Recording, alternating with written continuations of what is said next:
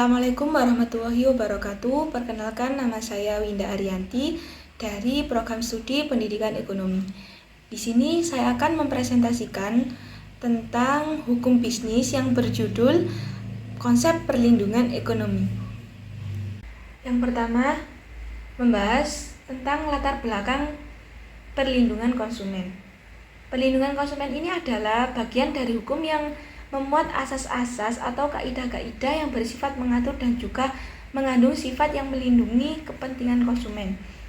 Adapun hukum konsumen itu diartikan sebagai keseluruhan asas-asas atau kaidah-kaidah hukum yang mengatur hubungan dan masalah antara berbagai pihak satu sama lain yang berkaitan dengan barang jasa konsumen yang berada dalam kehidupan. Hal ini itu juga dicantumkan di dalam Undang-Undang Nomor 8 Tahun 1999 tentang perlindungan konsumen yang menyebutkan bahwa perlindungan konsumen ini adalah segala upaya yang menjamin adanya kepastian hukum untuk memberikan perlindungan konsumen. Oleh karena itu, berbicara mengenai perlindungan konsumen ini berarti mempersoalkan mengenai jaminan ataupun kepastian mengenai terpenuhinya hak-hak konsumen. Sebagaimana yang diketahui bahwa dengan adanya globalisasi dan perkembangan perekonomian modern ini telah menghasilkan berbagai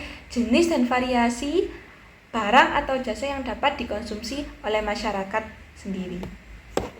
Di slide yang kedua ini pengertian mengenai perlindungan konsumen.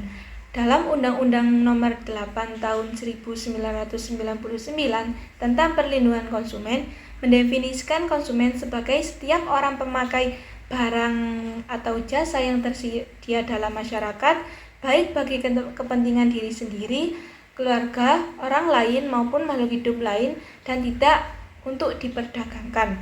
Berdasarkan dari pengertian tersebut, yang dimaksud konsumen ialah orang yang berstatus sebagai pemakai barang dan jasa.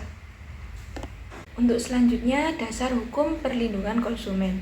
Hukum perlindungan konsumen yang berlaku di Indonesia memiliki dasar hukum yang telah ditetapkan oleh pemerintahan. Dengan adanya dasar hukum yang pasti, perlindungan terhadap hak-hak konsumen bisa dilakukan dengan penuh optimisme. Hukum perlindungan konsumen ini merupakan cabang dari hukum ekonomi. Alasannya, permasalahan yang diatur dalam hukum konsumen berkaitan erat dengan pemenuhan kebutuhan barang atau jasa. Di slide selanjutnya ada asas perlindungan konsumen.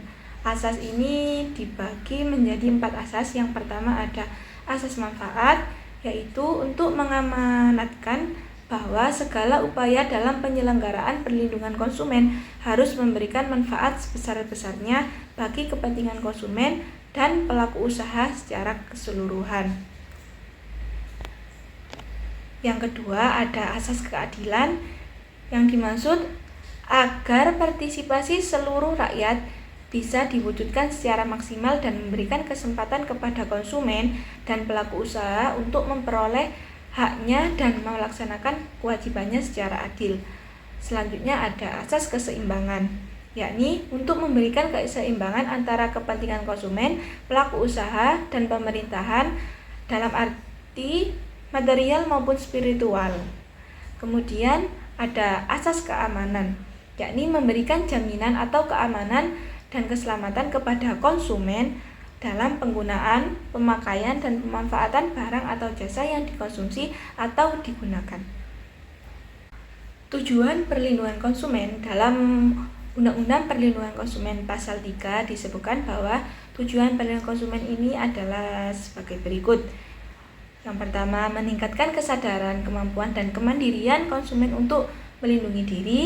Kemudian, mengangkat harkat dan martabat konsumen dengan cara menghindarkannya dari akses negatif pemakaian barang atau jasa.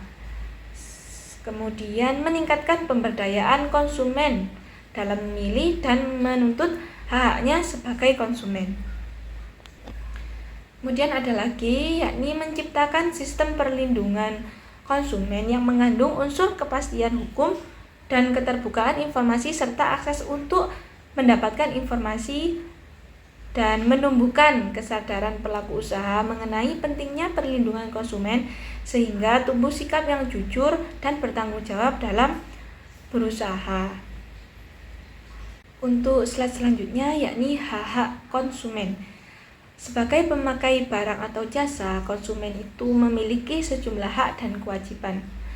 Pengetahuan tentang hak konsumen sangat penting agar orang bisa bertindak sebagai konsumen yang kritis dan mandiri. Tujuannya, jika di tengah adanya tindakan yang tidak adil terhadap dirinya, ia secara spontan menyadari agar hal itu. Konsumen kemudian bisa bertindak lebih jauh untuk memperjuangkan hak-haknya. Dengan kata lain, ia tidak hanya tinggal diam saja. Akan tetapi, ketika menyadari bahwa hak-haknya itu telah dilanggar oleh pelaku usaha. Berdasarkan Undang-Undang Perlindungan Konsumen Pasal 4, hak-hak konsumen ini sebagai berikut. Yang pertama, hak atas kenyamanan, keamanan, dan keselamatan dalam mengonsumsi barang atau jasa. Kemudian, hak untuk memilih dan mendapatkan barang atau jasa sesuai dengan nilai takar dan kondisi serta jaminan yang dijanjikan. Kemudian hak atas informasi yang benar, jelas dan jujur mengenai kondisi dan jaminan barang atau jasa. Kemudian hak untuk mendapatkan advokasi, perlindungan dan upaya penyelesaian sengketa perlindungan konsumen secara patut. Kemudian ada prinsip-prinsip perlindungan konsumen. Yang bagian A, prinsip bertanggung jawab berdasarkan kelalaian. Tanggung jawab berdasarkan kelalaian adalah suatu prinsip tanggung jawab yang bersifat subjektif, yaitu suatu tanggung jawab yang ditentukan oleh perilaku konsumen atau produsen. Yang B, prinsip tanggung jawab berdasarkan paham prestasi. Selain mengajukan gugatan terhadap kelalaian produsen, ajaran hukum juga memperkenalkan konsumen untuk mengajukan gugatan atas prestasi. Tanggung jawab produsen yang dikenal dengan prestasi adalah tanggung jawab berdasarkan kontrak. Ketika suatu produk rusak dan dapat mengakibatkan kerugian, konsumen biasanya melihat isi kontrak atau perjanjian atau jaminan yang merupakan bagian dari kontrak, baik tertulis maupun lisan. Kemudian yang C, prinsip tanggung jawab mutlak. Menurut prinsip ini, produsen wajib bertanggung jawab atas kerugian yang diderita konsumen atas penggunaan produk yang beredar di pasaran. Tanggung jawab mutlak strict liability, yakni unsur kesalahan tidak perlu dibuktikan oleh pihak penggugat. Sebagai dasar ganti kerugian, ketentuan ini merupakan lex spesialis dalam gugatan tentang melanggar hukum pada umumnya. Alasan penerapan prinsip mutlak di antara korban atau konsumen di satu pihak ada produsen di lain pihak, beban kerugian seharusnya ditanggung oleh pihak yang memproduksi. Dengan mengedarkan barang-barang di pasaran, berarti produsen menjamin bahwa barang-barang tersebut aman dan pantas untuk digunakan. Bila mana terbukti tidak demikian, dia harus bertanggung jawab.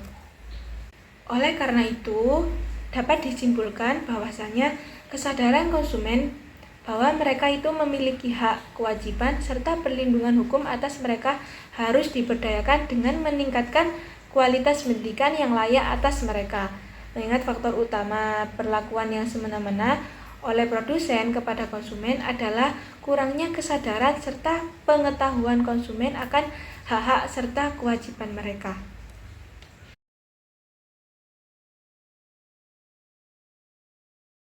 Mungkin itu saja pemaparan materi yang bisa saya sampaikan.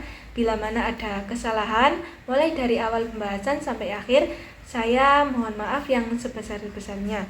Saya akhiru kalam. Assalamualaikum warahmatullahi wabarakatuh.